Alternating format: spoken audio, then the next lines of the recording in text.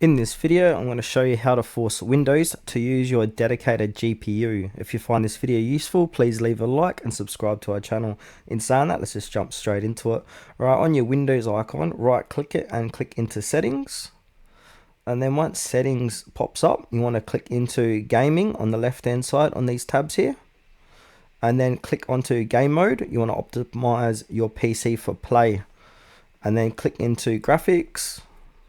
And then a whole list of different games will appear down here. So what you want to do is choose the game that you want to force Windows to use your dedicated GPU. So for example, World of Warcraft here, I'm going to click into it and I'm going to click onto options. And then as it says here, what do you prefer for graphics performance? At the moment, it's saying let Windows decide, but we don't want that. We want to click high performance and then click onto save. And then go ahead and then do the same to all your other games to use your dedicated GPU. And then once you've done that, you're good to go.